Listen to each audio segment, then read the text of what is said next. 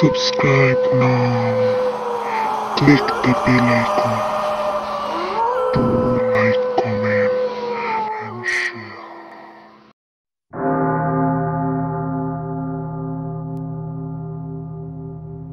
Hello viewers, আমি লামিয়া আপনাদের স্বাগতম জানাচ্ছি লামিয়া স্টোরি ল্যান্ড চ্যানেলে। আমরা আমাদের এই চ্যানেলে সকল ধরনের গল্প, উপন্যাস, সত্য ঘটনা, ছোট গল্প ও বিদেশি গল্পের অনুবাদ দিয়ে থাকি। সকল গল্পগুলো আপনারা চ্যানেলের প্লেলিস্টে পেয়ে যাবেন। ঘরের অন্যদিকে আরেকটা দরজা নজরে পড়ল সোফির।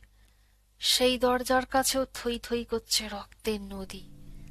পা দুটো যেন প্যারালাইজড হয়ে গিয়েছে সোফির। তবু হাতের মোমটা কোনো রকমে উঁচু করে ধরে সে অতি কষ্টে পা টেনে টেনে এগিয়ে চলল ওদিকে। দরজাটার আরেকটু কাছাকাছি আসতে দেখতে পেল দরজাটার হাতলেও লেগে রয়েছে চাপ চাপ রক্ত। ঘটনার ভয়াবহতায় মনের ওপর প্রচন্ড চাপ সৃষ্টি হতে লাগলো সোফির, কিন্তু সে তবু মনের সবটুকু শক্তি এক করে দরজার হাতলটার উপর হাত রেখে উল্টো দিকে একটা মোচড় দিল। ভেতরের পাকস্থলীটা যেন একটা ডিগবাজি খেল, কিন্তু তবু হাতল ঘোরানোর সঙ্গে সঙ্গে দরজাটা খুলে গেল। দরজার ওপাশে আরেকটা হলওয়ে চোখে পড়ল সোফির। এই হলওয়েটা ওর বেশ পরিচিত মনে হলো। দ্রুত সেই হলওয়েতে প্রবেশ করল সোফি। তারপর একরকম দৌড়ে বাম দিকে মোড় নিয়ে আবার একটা দরজা ওর চোখের সামনে ভেসে উঠল। সেই দরজার হাতল ঘোরাবার সময় ওর হাতে রক্ত লেগে গিয়েছিল। নিজের জামা কাপড়েই কখন যেন তা মুছে নিয়েছে সোফি।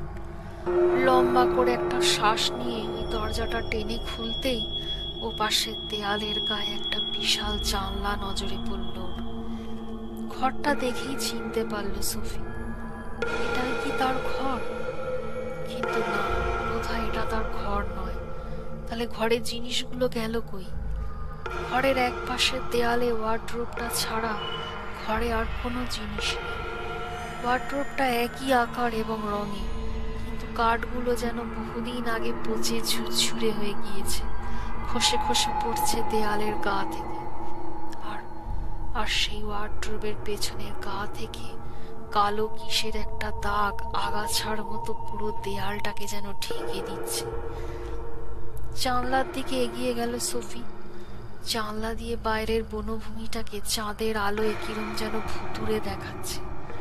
গাছগুলো সব মরা, তাদের একটা ডালেও পাতা নেই, শুধু কালো কালো শাখা প্রশাখাগুলো প্রেতাত্মার বীভৎস হাতের মতো নর্থউডের এই ক্যাসেলের ছাদটাকে যেন হাত বাড়িয়ে ছুঁতে চাইছে। বাড়িটাকে কিরকম যেন অন্যরকম অচেনা অচেনা ঠেকছে। এটা যেন সেই বাড়ি নয় যেটাকে গত দুদিন ধরে সে দেখছে। যেন হঠাৎ করে একটা অন্য বাড়িতে ঢুকে পড়েছে সে। দরজা খোলার একটা ক্যাচ শব্দ হলো পেছনে। সঙ্গে সঙ্গে জানলার দিক থেকে পেছন ঘুরে তাকাতে সোফি দেখল সেই ওয়ার্ড্রোবের দরজার পাল্লা দুটো ফাঁক হয়ে গিয়েছে ইঞ্চিখানেক। আর কি একটা শীর্ণ ফটফটে সাদা হাত সেই ইঞ্চিটাক ফাঁকটুকুর মধ্যে দিয়ে বেরিয়ে আসছে। সোফির বুকের ভেতর হৃৎপিণ্ডটা যেন একবার লাফিয়ে উঠে ফেটে পড়ার উপক্রম হলো। সাদা ফটফটে সেই হাতটার পেছনে বেরিয়ে আসতে দেখা গেল এবার একটা মুখ। হাতটার মতোই সাদা মুখ, একটা মেরির মুখ, তবে জীবিত অবস্থার সেই মুখের মতো নয়। এই মূর্তি যেন মেরির একটা নিকৃষ্ট অনুকরণ। সোফির দিকে তাকিয়ে একবার হাঁ করলো মুখটা। হিস হিস করে একটা শব্দ বেরোলো ওর মুখ দিয়ে। আতঙ্কিত, স্তম্ভিত, বিস্মিত সোফি ছিটকে বেরিয়ে এলো বাইরের হলওয়েতে। ঘরের দরজাটা সশব্দে বন্ধ করে দিয়ে বাইরের হলওয়েতে বেরিয়ে এলো। শুনতে পেল দরজার কাঠের ওপর নখ দিয়ে আঁচড়ানোর ক্যাঁচ ক্যাঁচ শব্দ। মেরির ভৌতিক মূর্তিটা বেরিয়ে আসতে চাইছে বাইরে। সোফির মনে হতে লাগলো ও যেন এখনই এখানেই মূর্ছিত হয়ে পড়বে। বুকের বাম দিকে একটা চিনচিনে ব্যথা শুরু হয়ে গিয়েছে ওর। পা দুটোর ওপরেও আর ভরসা করতে পারছে না সে। টলমল করছে পা দুটো। হাতের উল্টো পিঠ দিয়ে মুখের ওপর জমে থাকা ঘাম মুছে সোফি টলতে টলতে হলয়ে ধরে ছুটতে শুরু করলো। জোসেফ কোথায় গিয়েছে? কোথায় রয়েছে ও এখন? ওর নাম ধরে যে চেঁচিয়ে ডাকবে সেই সাহসটুকু এখন সোফির নেই। তাতে এবারই জ্যান্ত মৃতদেহগুলোর অবস্থান জেনে যাবে, ওকে তাড়া করে আসতে পারে, তাতে নিজেরই বিপদ ডেকে আনবে। জোসেফ কি থার্ড ফ্লোরে আছে, নাকি ডাইনিং রুমে, না কিচেনে? হাতের মোমটা উঁচু করে তুলে ধরে সোফি হলয়ে ধরে ছুটতে লাগলো সিঁড়ির দিকে। এই কদিনে ঘর থেকে নিচে নামার সিঁড়ির রাস্তাটুকুই শুধু চিনেছে। আশপাশে সতর্ক দৃষ্টি রেখেও ছুটতে লাগলো। পুরো ক্যাসেলে এখন মৃত্যুর মতো নিস্তব্ধতা বিরাজ করছে। তার মাঝে অদ্ভুত বৈপরীত্য সৃষ্টি করছে নানা ঘরের দরজায় আঁচড়ানোর শব্দ। জ্যান্ত মরাগুলো দরজা আঁচড়াচ্ছে। ওরা বাইরে বেরোবার জন্য অধীর হয়ে উঠেছে।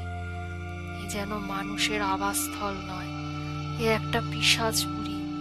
এই পিশাচপুরীতেও দিনের পর দিন ছিল। ভাবতেই শিউরে উঠছে সোফি। বাড়ির ভেতরে বাতাস ক্রমশ গুমোট হয়ে উঠছে। বাড়ির ভেতরের কোন দূর থেকে ভেসে আসা কারোর গোগানির শব্দ আর দরজা আঁচড়ানোর শব্দ থেকে থেকে ওর বুকের রক্ত শুকিয়ে দিচ্ছে।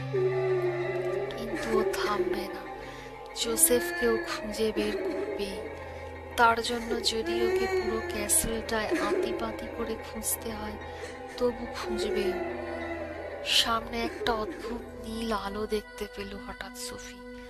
ওই নীল আলোটার সামনেই দেখা যাচ্ছে প্যাসেজ এটা শেষ, সিঁড়ির রাস্তা শুরু হচ্ছে।